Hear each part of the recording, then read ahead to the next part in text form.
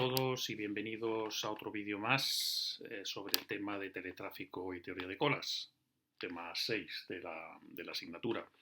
El otro día vimos la introducción al teletráfico y los elementos de un sistema de colas y hoy vamos a comenzar viendo las famosas fórmulas de Little.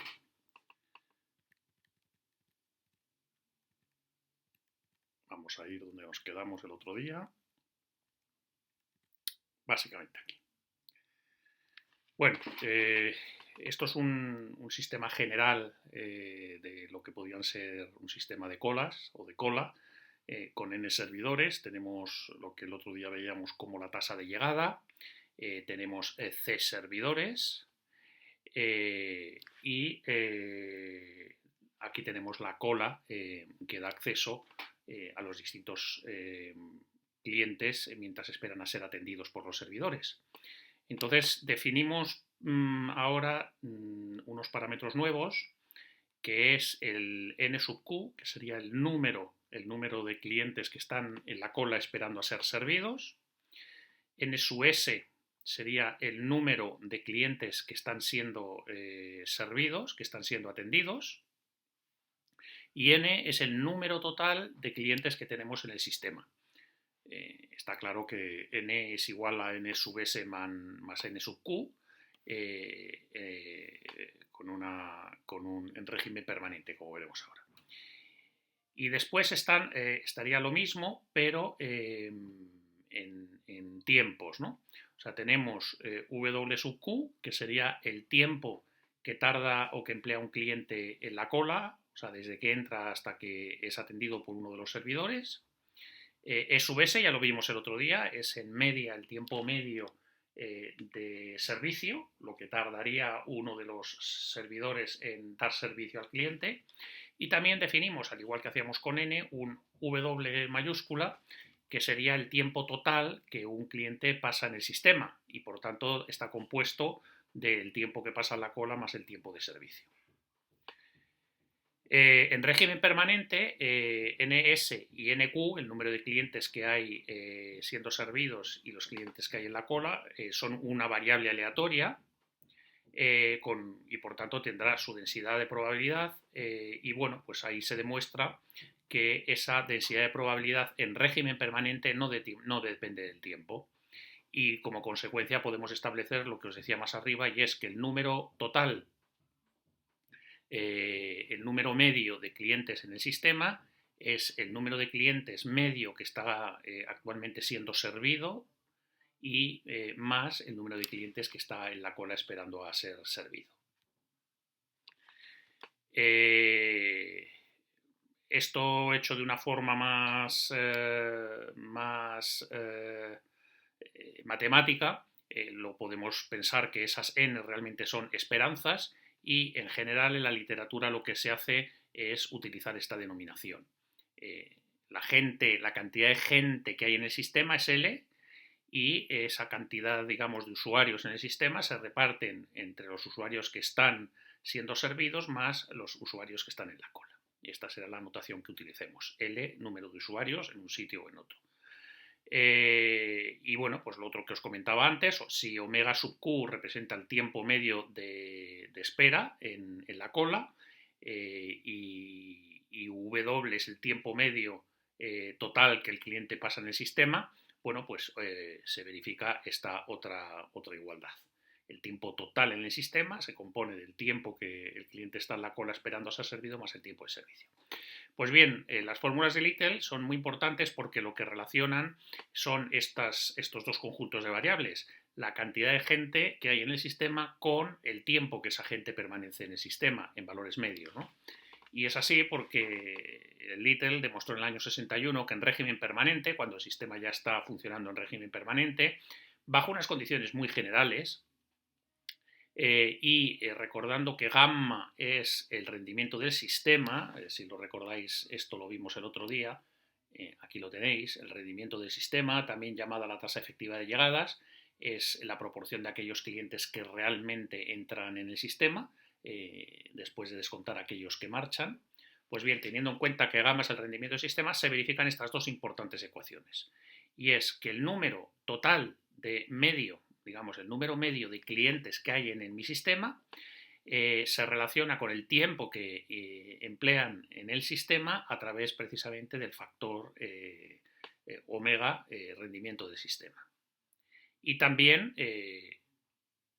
lo que veis aquí, el tiempo que el cliente pasa en la cola, el tiempo que el cliente pasa en la cola se relaciona con la longitud de la cola, el número de clientes que hay en la cola, a través también del parámetro gamma o rendimiento del sistema. Entonces, a esto se le llaman las fórmulas de Little y son unas fórmulas que me ayudan muchísimo a la hora de resolver problemas, porque además, en general, como digo, pues la mayoría de los problemas serán en régimen permanente y cumplirán esas condiciones muy generales que requieren las fórmulas de Little.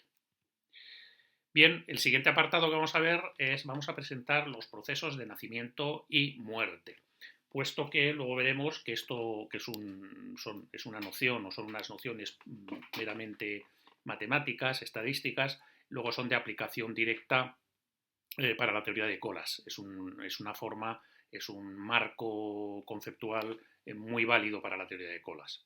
Entonces, en términos generales, supongamos que tenemos un sistema que se encuentra en un estado y los estados posibles pues los numeramos o los denominamos E0, E1, EN. Y ese sistema se encuentra en nuevos estados en cualquier instante de tiempo. Es un sistema que va evolucionando, pasa por distintos estados en función del tiempo y los estados por los que pasa los denominamos de esta forma. Entonces decimos que este sistema describe un proceso de nacimiento y muerte si se cumplen las siguientes cosas. En primer lugar, si podemos decir que existen unos números positivos, que los llamaremos lambda 0 hasta lambda n, correspondiendo con esos estados, y mu sub 0, mu 1 hasta mu sub n, y luego, bueno, pues pongo aquí puntos suspensivos después porque después de sub n puede haber más estados, o sea, no me quedo en n estados, sino que puedo seguir, ¿no? Pues entonces, repito, es un proceso de nacimiento y muerte si existen unos enteros positivos, unos números reales positivos, tales que cumplen estas tres cosas. Primero, solo son posibles transiciones a estados adyacentes, o sea, si estoy en el estado n, solamente puedo ir al estado siguiente, al e sub n más 1, o puedo ir al e sub n menos 1. No puedo saltar de un estado n a un n más 2, a un n menos 3. Tengo que transicionar, los únicos cambios que se admiten son a estados adyacentes. La segunda condición es que si en un instante t de tiempo el sistema está en el estado e sub n, si en un instante t de tiempo el sistema está en un estado e sub n, la probabilidad de que yo entre t y t más h transicione de estado a e sub n más 1, esa probabilidad es lambda n por h, ¿de acuerdo? Donde t más, esto lo he hecho entre t más, esto está mal, esto entre t más h. O sea, la probabilidad de que si yo estoy en un determinado, imaginemos que esto es el tiempo, si estoy en un determinado instante de tiempo t, en el estado e sub n, y yo dejo pasar un intervalo de tiempo h, con lo cual aquí voy a estar en t más h. Pues la probabilidad de que yo en ese instante de tiempo esté en el estado más 1, esa probabilidad es lambda n por h. Y por otro lado, si yo estoy en el tiempo t, en el estado e sub n, ¿de acuerdo? La probabilidad de que un instante de tiempo más tarde, h, esté en el estado anterior, en el e sub n menos 1, esa probabilidad es mu sub n por h. ¿De acuerdo? Eso es lo segundo que se tiene que verificar. O sea, la probabilidad de transición al estado siguiente superior es lambda por h, donde h es el intervalo de tiempo, y la probabilidad de transicionar al estado anterior, al e sub n menos 1, en un tiempo h es mu sub n por h. Y tercero, no es posible que en un intervalo de tiempo se produzca más de una transición. O sea, en un intervalo de tiempo solamente se puede producir una transición y por la hipótesis 1, pues puede ser al n más 1 o al n menos 1. No puedo transicionar en un intervalo de tiempo de E sub n a E sub n más 1 y de sub n más 1 a E sub n más 2. ¿Vale? Entonces, si se dan esas tres condiciones, si yo puedo tener esos números que ya habéis visto que son las probabilidades de transición de estados, si solamente permito estados o cambios de un salto, de saltos de un estado y únicamente saltos de un estado por tiempo, entonces a eso se le llama, se dice que ese sistema sigue un proceso de nacimiento y muerte. Pues bien, esta definición, ¿cómo la aplicamos en nuestro caso, en nuestra teoría de colas? Pues bueno, aquí lo veis, generalmente asociamos con el estado E sub n, es el estado que corresponde a la presencia de n usuarios en el sistema. O sea, el estado E sub 5 es un estado donde hay 5 usuarios en el sistema. No sé si los 5 de ellos habrá 2 en la cola y 3 siendo servidos, porque hay 3 servidores, o en total sé que el número total de usuarios L es igual a 5.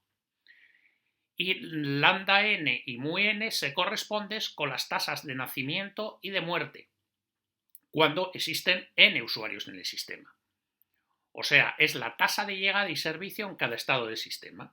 O sea, por ejemplo, si estamos en el estado, vamos a ir del estado 1, pues lambda 0, por ejemplo, vamos a empezar con lambda 1, sería la probabilidad o la tasa de nacimiento de un usuario más en el sistema. O sea, aquí tenemos un usuario en el sistema, tenemos L igual a 1, aquí el estado 2 es L igual a 2, pues lambda sub 1 sería lambda sub 1 por h, la probabilidad de que en el intervalo h viniera un usuario al sistema sería lambda 1 por h.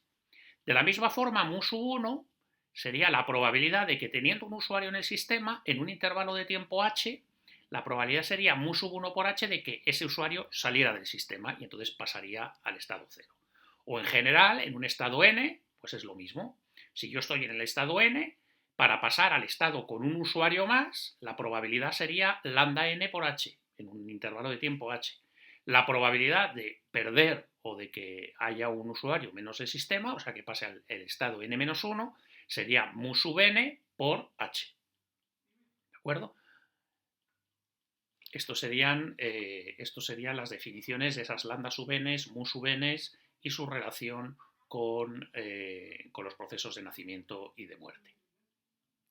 Con estas definiciones, fijaros la potencia que tenemos, porque podemos llegar a calcular cuál sería la probabilidad de que, estando en un estado determinado, o cuál sería la probabilidad, vamos a poder calcular cuál sería la probabilidad de estar en un estado determinado. Nos preguntamos, ¿cuál sería la probabilidad de estar en el estado, digamos, n? Vamos, y esto lo vamos a llamar P sub n.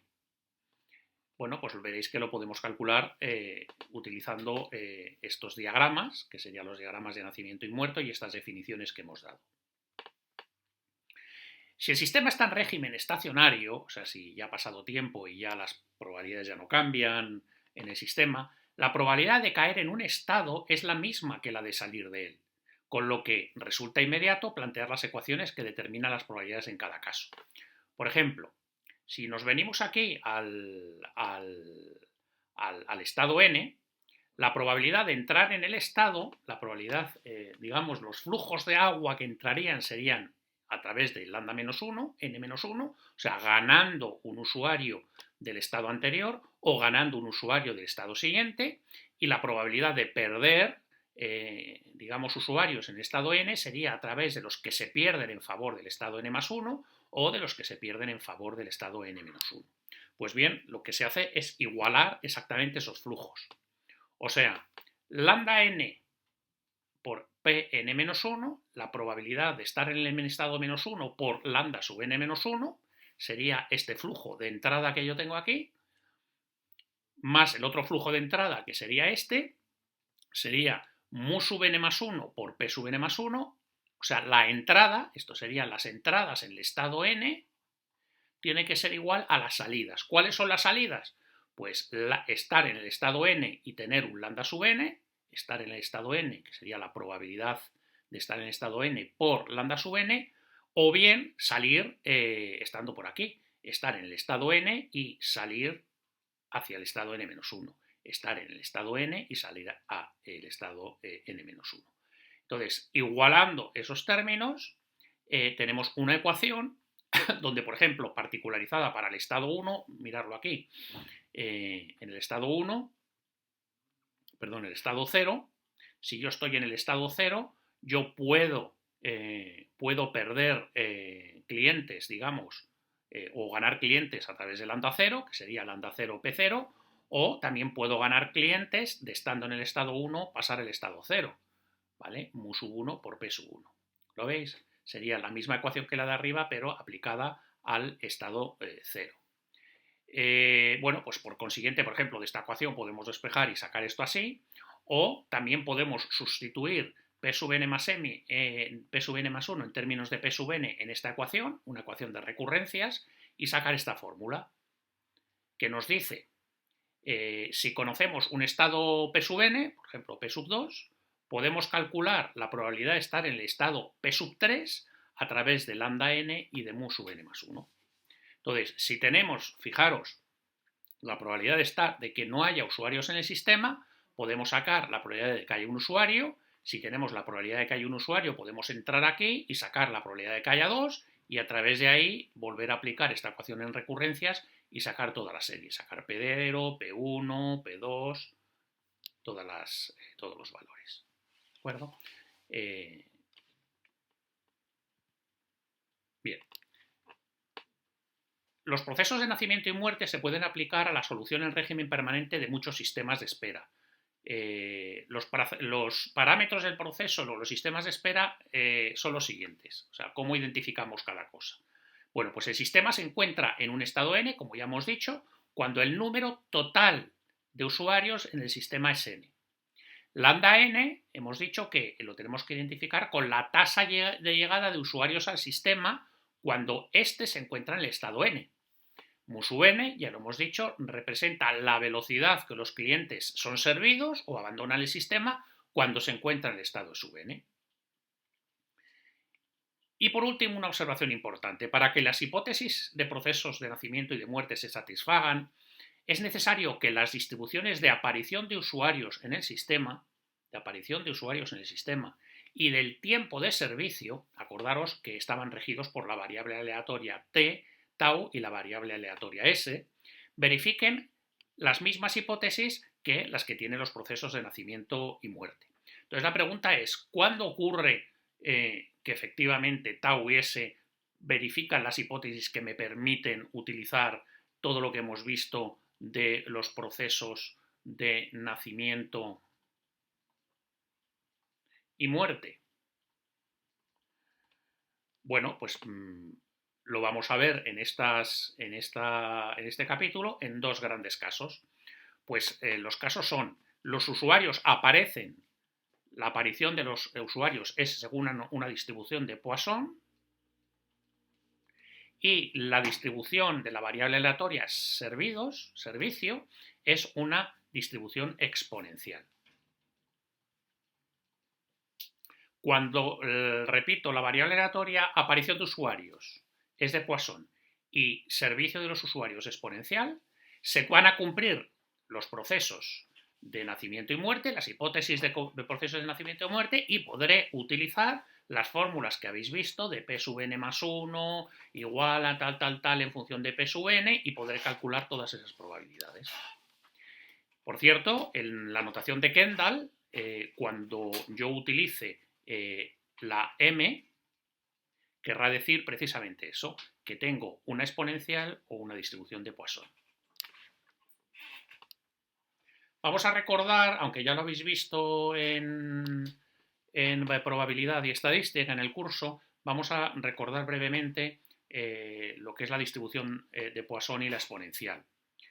Una variable aleatoria discreta, y por tanto que toma valores en un conjunto numerable de enteros 0, 1, 2, decimos que es de Poisson con parámetro lambda mayor que 0 si la probabilidad de que la variable aleatoria tome el valor k es e elevado a menos lambda por lambda a la k partido por k factorial. Esta es la distribución de probabilidad de una variable aleatoria de Poisson. podéis comprobar que la media, la esperanza de la distribución de Poisson es precisamente lambda, el valor este que hay aquí en el exponente de la exponencial o en el denominador de la potencia, y la varianza también es la misma y es el valor lambda. Por otro lado, una variable aleatoria continua es exponencial con parámetro mu si su función densidad de probabilidad existe para x positivos, es para x positivos igual a mu por elevado a menos mu por x, y es 0 para x negativos, donde precisamente el parámetro mu es este que tenéis aquí y aquí. Algunas propiedades interesantes de la distribución exponencial son estas. Si x es una variable aleatoria exponencial con parámetro mu, entonces, bueno, su esperanza es 1 partido por mu, ¿vale? Por otro lado, se dice que las distribuciones exponenciales no tienen memoria, o sea, si x, por ejemplo, es la variable aleatoria que modela el tiempo que transcurre entre dos eventos, o sea, yo tengo eventos que pueden ocurrir en intervalos de tiempo aleatorios, ¿no? Y entonces, el intervalo de tiempo entre dos eventos es precisamente mi variable aleatoria x, ¿de acuerdo? Entonces podría ser, por ejemplo, cuando comienzo y cuando acabo un servicio. Aquí lo comienzo y aquí lo acabo. Aquí lo comienzo, ¿vale? Pues el tiempo entre comenzar y acabar un servicio es mi variable aleatoria x. Bueno, pues si ha transcurrido un tiempo t desde el último evento, desde que ha comenzado el servicio, imaginemos que ha comenzado el servicio y aparece un tiempo t, la distribución del tiempo de espera hasta la finalización del servicio, o sea, la distribución de cuánto tiempo va a pasar hasta que acabe el servicio, es la misma que si el servicio comenzase en ese momento, esto es, el sistema no recuerda que nada que haya pasado durante el tiempo t. O sea, la distribución de este tiempo es la misma que si en vez de comenzar el servicio aquí, lo hubiera comenzado, por ejemplo, aquí. ¿Vale? Tendría aquí una distribución de tiempo y sería exactamente igual. O sea, el sistema no recuerda cuándo ha empezado el servicio. La distribución es la misma. Y por último, si el número de llegadas de cierto ente, de cierto cliente por unidad de tiempo, sigue una distribución de Poisson, o sea, el número de llegadas por unidad de tiempo, yo lo que hago es cojo un intervalo de tiempo, t, y lo que hago es cuento por ejemplo, cuántas llegadas han llegado. ¿De acuerdo? Bueno, pues si ese número de llegadas, si yo me monto una variable aleatoria que sería número de llegadas en t. Bueno, pues si el número de llegadas por unidad de tiempo, si esta variable aleatoria es de Poisson, el número de llegadas que hay en un tiempo determinado, entonces el tiempo entre dos llegadas consecutivas sigue una exponencial. Entonces, el tiempo que habría aquí, vamos a llamarlo t', entre llegadas consecutivas, entonces sería una exponencial. ¿Vale? Esto es muy importante que lo entendáis. Las variables exponenciales y las de Poisson están relacionadas precisamente a través de esto. Yo cuento el número de eventos en un intervalo de tiempo y el número de eventos aleatorios, pues es una variable aleatoria. Puedo pensar o puedo decir que es una variable aleatoria de Poisson, imaginaros que lo calculo, ¿no? Pues bien, si eso es así, puedo estar seguro de que el tiempo entre dos eventos es una exponencial. Un ejemplo, pues es la radioactividad, por ejemplo, ¿no? Yo puedo tener un contador de Geiger que me cuenta el número de emisiones radiactivas de un determinado núcleo.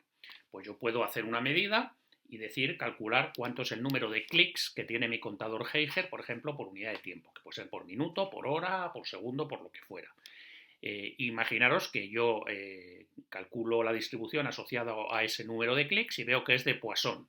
Pues bien, si eso es así, entonces estoy seguro que el tiempo que pasa entre dos clics consecutivos, seguro que es una distribución exponencial. Y esto nos servirá para hacer muchos cálculos luego en un futuro. Asociaremos a que el tiempo de llegada de los clientes sea una distribución de Poisson.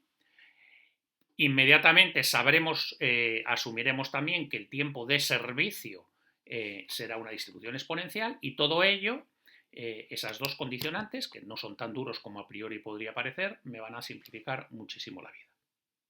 Bueno, acabamos el vídeo. con este último comentario, ya dejándonos listos para el siguiente vídeo, y son las hipótesis que tendremos a partir de ahora. Las hipótesis es que los usuarios, como os decía, llegan al sistema según una distribución de Poisson. O sea, las llegadas al sistema siguen una Poisson con una tasa lambda. Y por consiguiente ya sabemos que la distribución del tiempo entre llegadas sigue una exponencial. Segunda hipótesis que o suposición que haremos en nuestros modelos, es que la distribución del tiempo de servicio, lo que llamábamos antes S, la variable aleatoria S, esa distribución del tiempo de servicio es exponencial de media 1 partido por mu. De forma que el proceso que caracteriza el número de usuarios en el sistema es de nacimiento y muerte, con esta suposición. ¿De acuerdo? Con estas dos suposiciones, el sistema el proceso podrá considerarse nacimiento y muerte. Y entonces, bueno, pues a partir de ahí vamos a analizar en los siguientes vídeos unos modelos concretos. Todos los modelos serán del tipo MM, donde, como ya os decía, M primero indica la distribución aleatoria que siguen las llegadas, y en el caso indica que es de Poisson. Y esta M en la segunda posición indica la distribución de los tiempos de servicio, y la M nos indica que son exponenciales.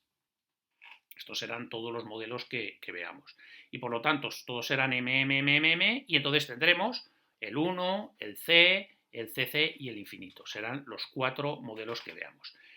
Hay muchos más modelos, evidentemente, y en cursos superiores o en profundizaciones sobre esta teoría, pues evidentemente se utilizan otro tipo de distribuciones pues más complejas, y luego otros modelos también más complejos, pero en muchos de los casos ya es necesario el utilizar ordenadores para poder hacer los cálculos, y para muchos cálculos rápidos, digamos, y aproximaciones iniciales, pues estos modelos nos dan más que suficiente buena aproximación a esa primera visión del sistema. Bueno, espero que os haya quedado claro. Si no, ya sabéis, me podéis hacer las preguntas que queráis por el foro, y nos vemos en el siguiente vídeo. Espero que el coronavirus os esté respetando a todos. Un abrazo.